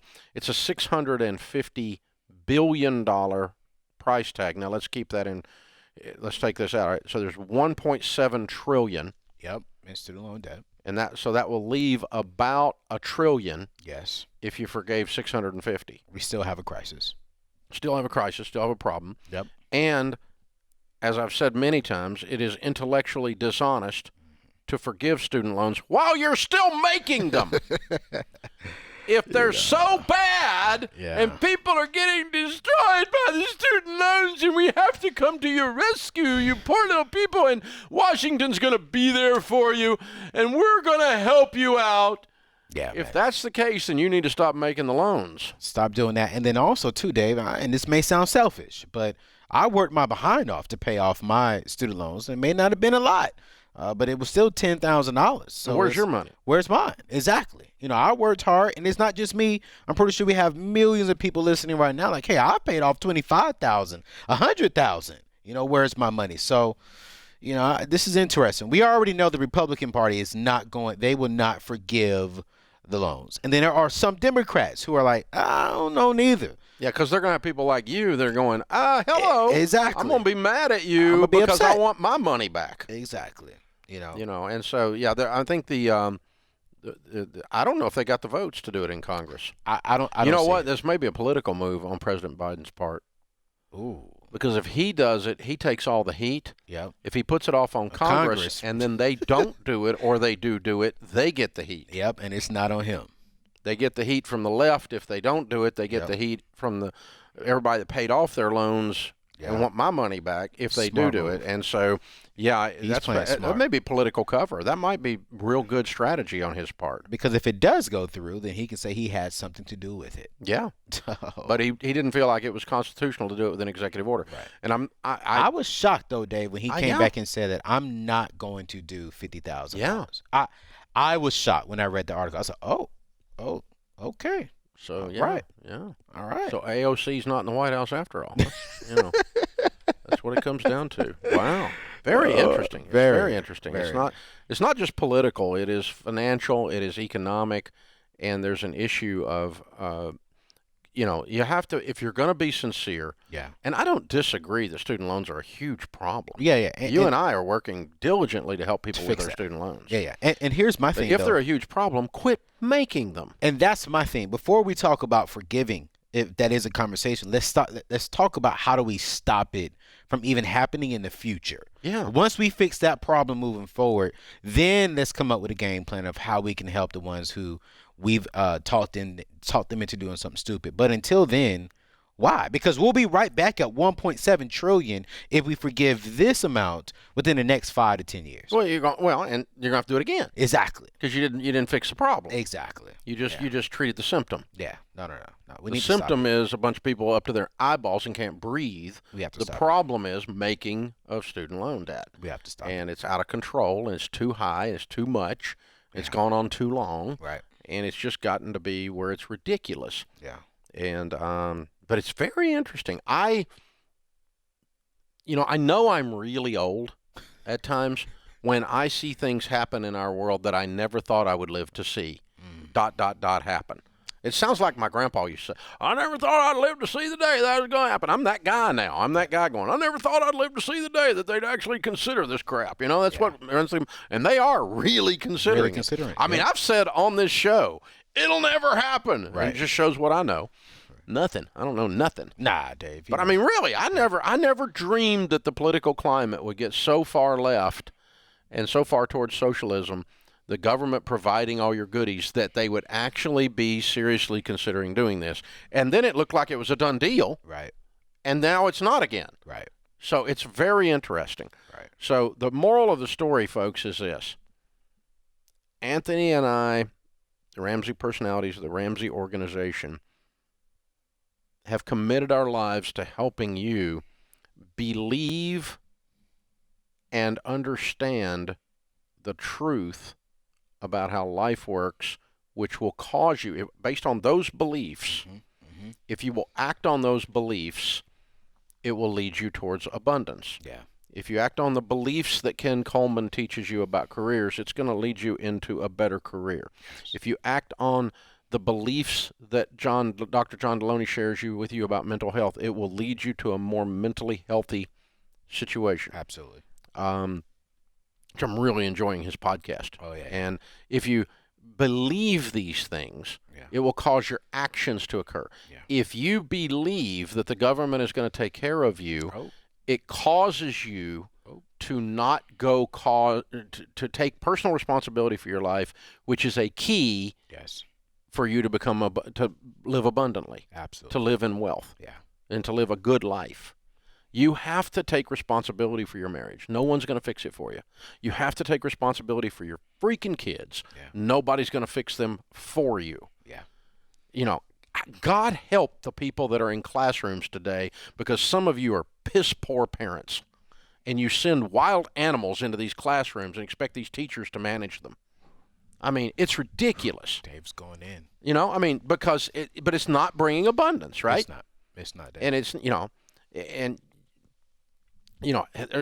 I was with a lady the other day that works with teachers. She is a friend of ours that is a world-class expert in the education field. And she was saying, you know what helicopter parents are? Parents who helicopter in and fix all their kids' problems. Now they've gone beyond that. They have lawnmower parents. I didn't know what a lawnmower parent is. A lawnmower parent cuts the grass out in front of the child so they have an easy path. Oh, man. That's different than helicoptering. Lawnmower They're cutting the grass ahead of them so they don't even have to walk on tall grass. I mean, it's just out of control. See, none of this personal responsibility is going to lead you to the greatest dignity and the greatest abundance in your life. Don't wait on anyone else to fix your life. Yeah. It's your job. That's it, Dave.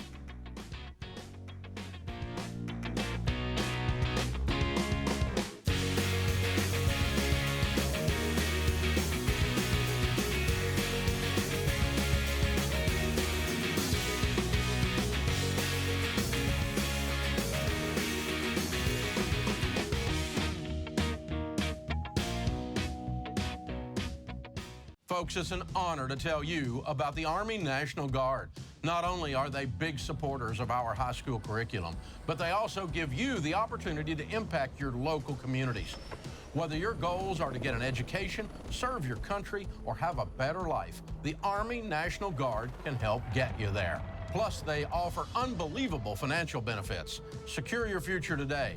Visit NationalGuard.com to find out more.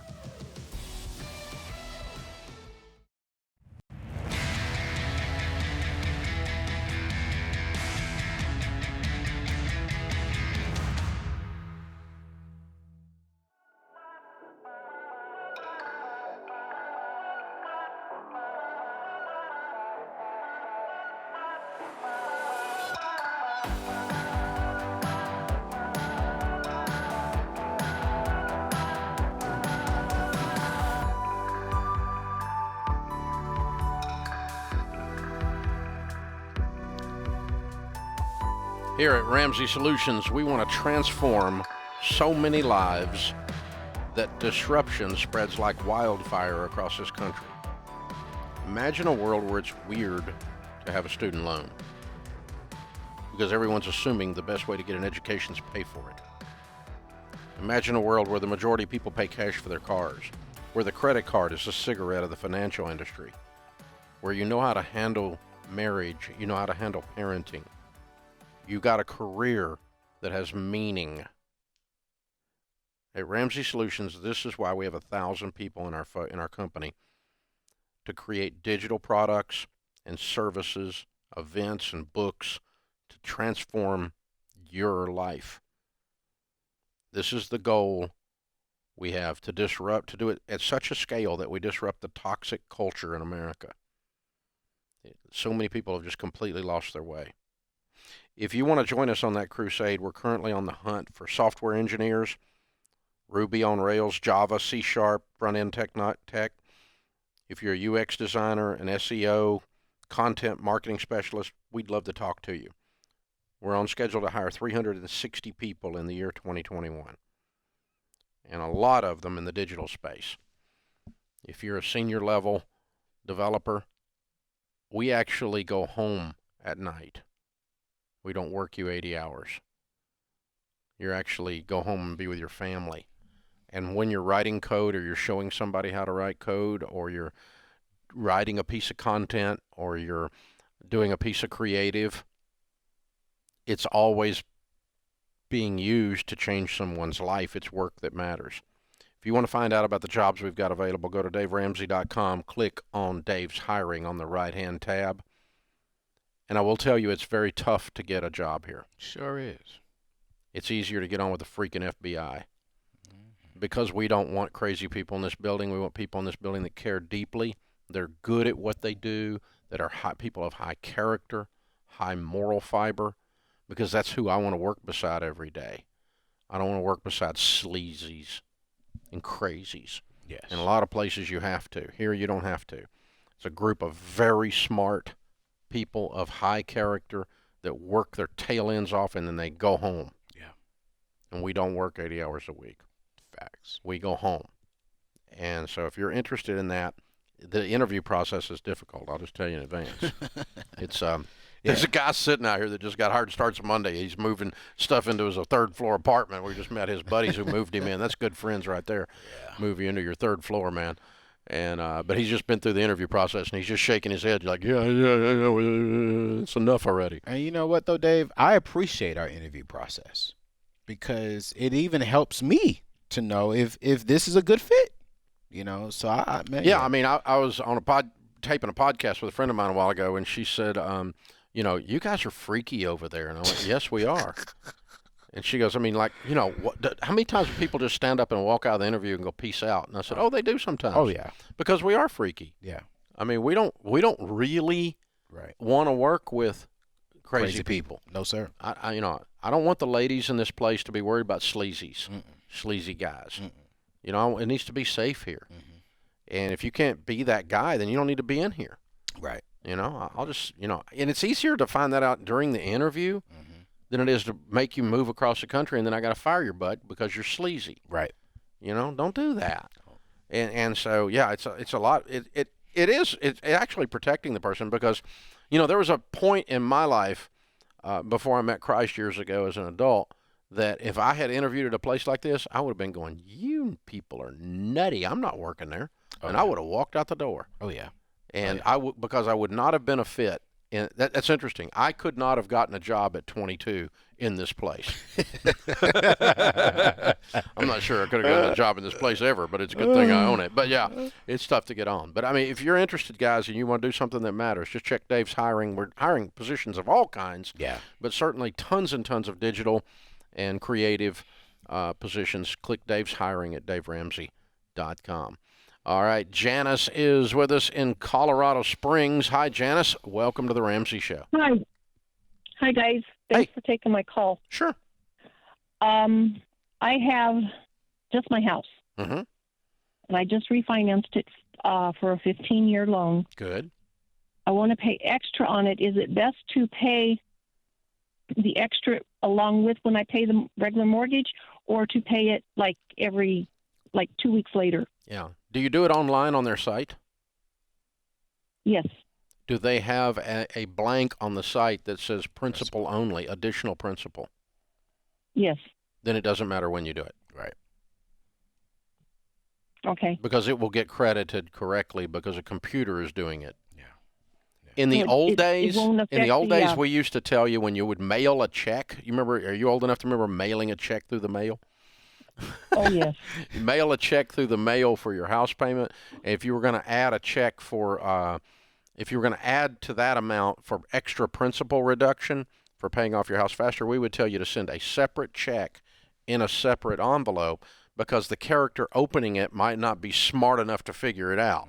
But the good news is the computer is smart enough to figure it out. And if it says extra principal online or additional principal or whatever, and you put it in that blank, it's going to go to principal. That's not a hard piece of programming for them to do. They did that right, I promise you. Well, what my thing is does it change if I just make the house payment and then 2 weeks later make an additional payment? Does that drop the interest rate or the interest once a month down? Once a month. Whatever you do in that month is going to affect the next month. So if you do 10 extra payments in a month, it's only going to affect the next month. If you do one extra payment in a month equal to those 10, then it's going to affect the interest rate the next month exactly the same. It's not calculated daily, it's calculated monthly. Gotcha. Okay. Yeah, unfortunately I haven't really done any of your baby steps, but like I said, right now I only owe on my house. Sounds like you have. They just weren't mine, they were yours. Loans, I have no my credit. I have one credit card, and it's frozen because I froze it. Okay. How much money do you have in the bank, Janice? House. Huh? How much money do you have in the bank before you start paying this extra money? I have $10,000, just a little over $10,000 in my savings. I have a little over, I think it's $75,000 in my Roth 401k. How old are you? 63. Good for you. What do you make? Right about 45. Yeah, you've done very well. Very. Yeah, and just continue to concentrate. I'd raise that emergency fund up a little bit, and I definitely want you to invest more aggressively, not just pay extra on the house. I want you to be continuing to add. I want that $75,000 to go way up in the next few years, okay? Yeah. Okay. You've done really good. Well, she's done a lot with a single lady making 43. Yeah. I was about to say the same thing. Wow. I'm shocked. Well, that sounds bad. Yeah, you're doing a great job. I'm very proud of her. Yeah, excellent job. Yeah. I mean, she's been fighting a tough battle probably there. Absolutely. So, But okay, the folks, fact that here's she's the even thinking about calculation. Here's the calculation. Let's pretend you had, for calculation purposes, an easy number is 3% on your mortgage. Okay, that's a 0.25% a month. Divide 3 by 12. Okay, so how much per month is your interest? If you have 3% annually, 3 divided by 12 is 0.25%. Yes. Okay, a month. That is going to be calculated on how much principal you owe at the end of that month. A quarter times 0.00025. Yeah. Okay, or however many zeros there are. And so if you've reduced the principal, that next month, more of your payment is going to go to principal and less to interest because your interest will be less that following month. With a traditional FHA, VA, or conventional mortgage, that's how it'll work.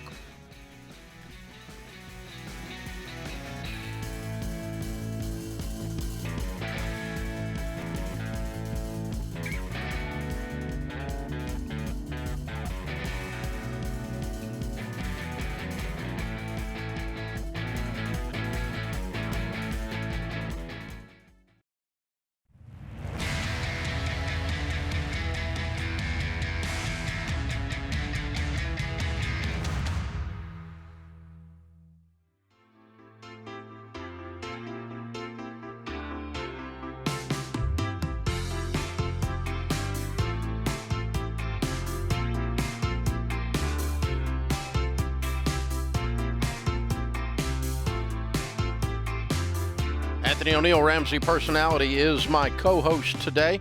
Robin is with us in Colorado Springs. Hi, Robin. How can we help? Hi, Anthony and Dave. I'm calling on behalf of my elderly parents who are in a financial pickle and need help on how to advise them. They have a $320,000 paid-for home, but no savings and no retirement, a $98,000 HELOC, $11,000 in credit card debt, and their monthly income is about $4,000. Expenses are about $3,200. So my father wants to get a $125,000 mortgage to pay off all of his debts. And I know that's not what you would advise, Dave. So how can I help them? How old are they? Early 80s. How's their health? It's good. My father works a part-time job and earns about $1,100 a month doing that. In addition to the 4, or the 4 is the total? The 4 is the total. Okay. Well, it's likely that you don't need a $120,000 mortgage. It looks like it's $109. Well, yeah. No, it's $109, isn't it? Yes. So why the other 11? I'm not sure. Probably just a psychological cushion of some kind. Mm-hmm. And what would it, I would guess his payment would be less on that if he did that than the current. Yes. Monthly right now they're paying only on the interest on the HELOC, and it's about $325. Oh, so the payment would go up then? Well, right, yes. So I'm not even sure if they could afford the payment. So why does he want the payment to go up? Well, that's a good question. I don't know that he's thought about that. All right.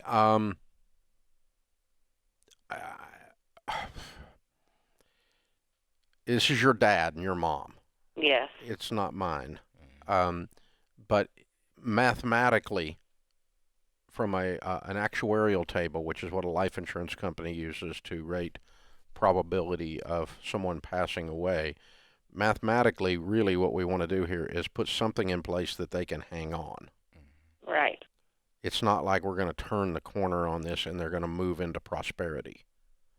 It's just to keep them from having to move out of their house. Right. Yes. So I guess the question is, what gives them the most room in their budget and keeps them from having to move out of their house? Is it remaining where we are, or is it getting a $110,000 mortgage? No, we're not going to borrow more. And but you can run the numbers both ways, but I bet that HELOC is going to be cheaper monthly. Yeah. You're not making any progress, but I'm not really trying to make progress at this stage of the game. Right. Yeah. I'm really just trying to let them stay in their home, okay, from an emotional standpoint.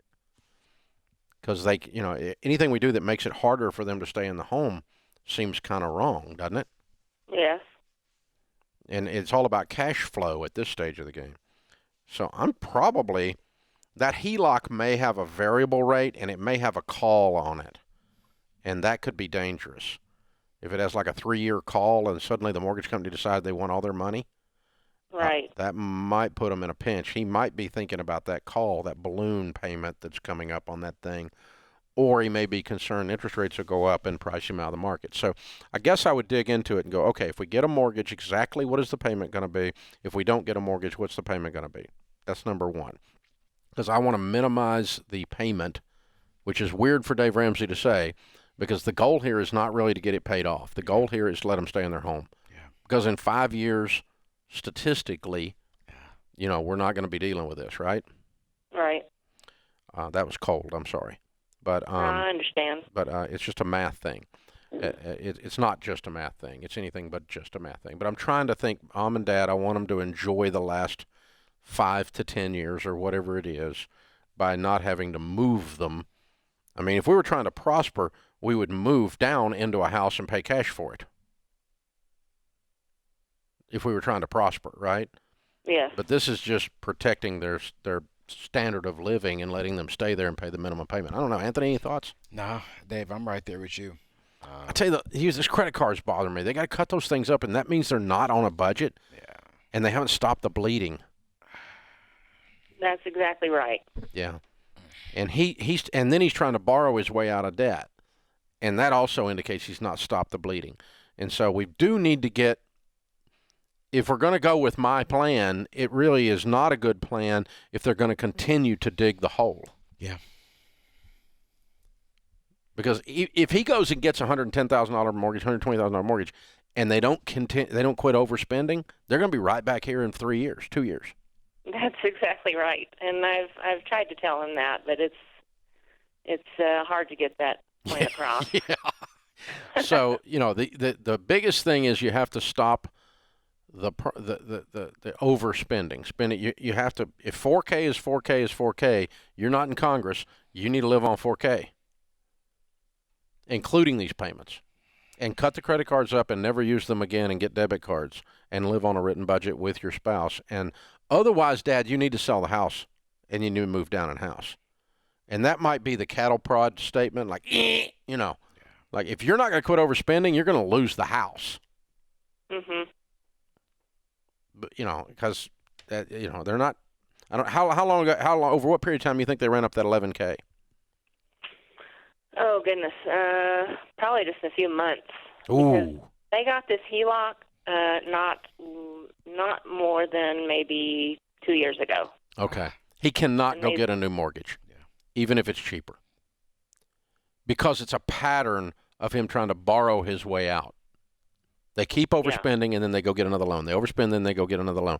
And then we restructure, and we go get another loan, and we go get another loan, we go get another loan. They have to stop the overspending. So I would say don't get a mortgage, because it's the continuation of his negative pattern here. Yeah, okay. I honestly have no idea where all that money went. Yeah. Well, they're probably spending $6,000 a month. Yeah. And so now the next question is, relationally, how are you going to get your foot this far in the door?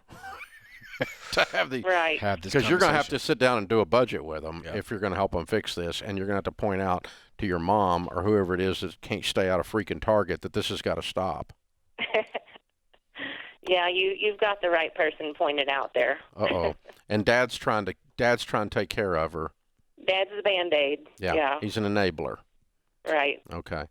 Well, I think it'd be a great thing if you guys can create a conversation where there's a budget and you're walking them through putting the budget together with both of them sitting there, and let her have the revelation that she's getting ready to cause them to lose their home if she doesn't stop this crap. But that doesn't come from you making that statement. It comes from you continuing to ask questions like, Mom, if you continue to do this, how do you think this is going to end? Mm-hmm. Okay. If you don't stay on this budget, Mom, do you realize that that we're going to run out of money? Can you see that? And let her see the actual numbers. People can feel numbers when they're sitting and looking at them in relation to what they're doing. But when she's just like over there, being her 4-year-old self at Target, then it's not in context. But when you put it in context with the rest of the situation, it gives you a jolt. Does that make sense? Yes, it does. And so, but again, that's not with you coming in there and shaming them. It's more you asking a bunch of questions and put a bunch of facts in front of them, and the facts will smack them upside the head. That's a counseling technique. Let the facts do the hard work, the emotional work on them. It's a very difficult conversation. To the 80-year-old parents, it's very hard. But to the extent you can get involved is to the extent this is going to get fixed. It's going to get ugly if it doesn't get fixed. Wow.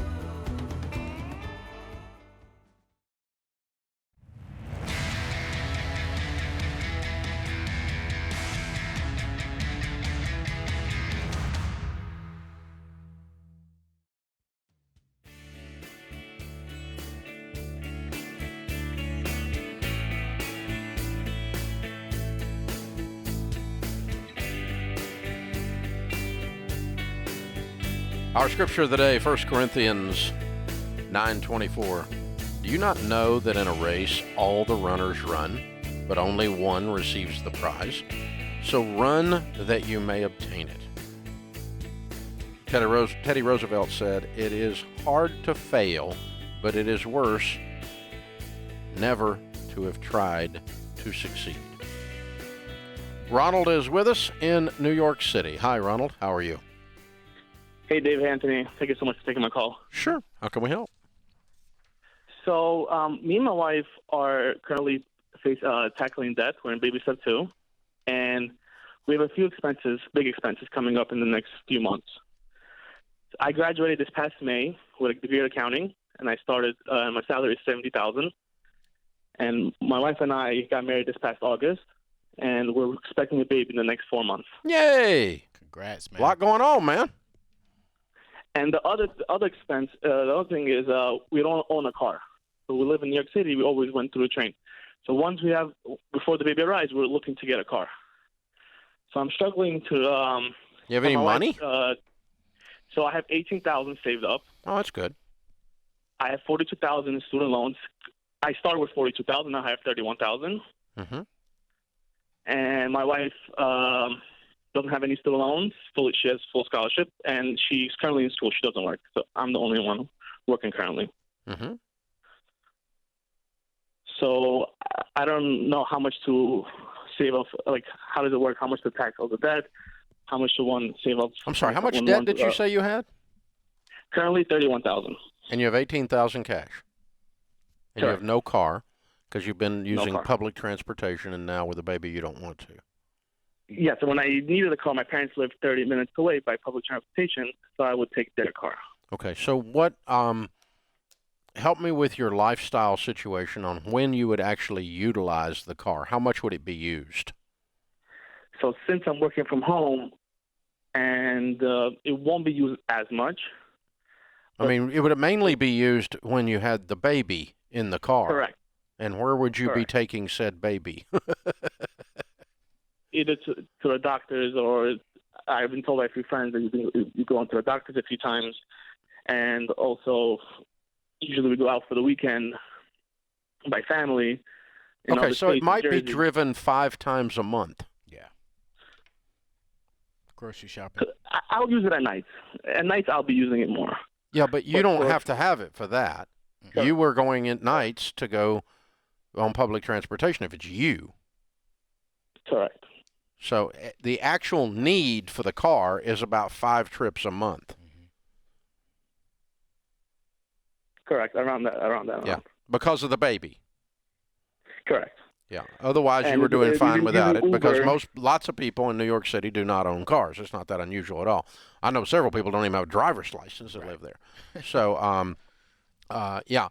So, what I'm going to buy is a minimal car that's going to start when I need it to start, but it doesn't really need to be that much. About $5,000. Absolutely. And $5,000 is generous. I was going to say about $3,500. Uh-huh. And then when baby comes, you need to get the rest of that money towards the debt, and let's get this debt cleared up. Yeah.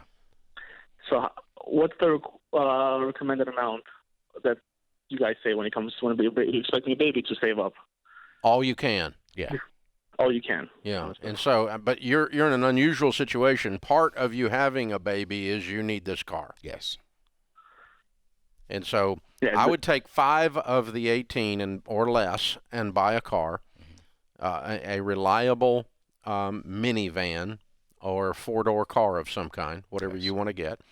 And you can get a lot of car for $5,000 if you'll shop carefully. Where are you going to park this thing? So I don't really live in New York City. I live in Brooklyn. Okay. So it's much more easier compared to New York City. Yes. Yes, that's going to, because, I mean, a stinking parking spot in the city in Manhattan can be more than an apartment. Yes. Okay. That's good. So $5,000, man, that's your max. Yeah. Okay. If you spend more than that, let me tell you what you did. You used your baby as an excuse to buy a car you wanted. Yes. Because your need for this car is 5 trips a month. That's your actual need. And I really saved up this $18,000 for a car. And so me and my wife decided, after listening to, we just started listening to you. To go towards your debt, right? Correct. Okay. After the baby comes. Yes. So I'd buy a car for going- $5,000. I'd leave the 13 sitting there. I'd pile up as much as I can pile up on top of that, and then when baby comes, I would take it down to $1,000 and start your baby steps and attack that debt. Yeah. And then let's get the rest of that $30,000. It'll be about 15 at that point, cleaned off, and as fast as you can get it cleaned off. And then once that's cleaned off, you build your emergency fund. You're working your baby steps. But yeah, I get the car. I get the car purchase, and I'm not. But just don't use this as an excuse to buy an $18,000 car, which is what you were about to do, you said earlier, and then you stumbled into the YouTube or podcast world or something, and we interrupted your plan. So it is a different world where there's that kind of public transportation and where it's quite the norm. Yes, it is. Versus most major cities in America, you wouldn't even be having this conversation. Yeah, you would need a car. But New York, nah. Yeah, but that's very interesting. $18,000 at his age. I'm pleased with him. Brittany's in Houston. Hi, Brittany. How can we help? Hi, Dave and Anthony. Thank you guys for taking my call. Sure. My husband and I have a fully funded 6-month emergency fund, and we have no debt except for our mortgage, which we still owe $86,000 on. Okay. We are saving 15% of our income to retirement. Okay. And right now we're working on paying our house off early. Okay. I was actually just offered a new job in a new city that's out of state, but it's a temporary position, so it's a fellowship, so it's 2 to 3 years. And so we only plan on renting while we're there, not buying a house or anything. We really don't know where we'll end up after that 2 to 3 year period. Mm-hmm.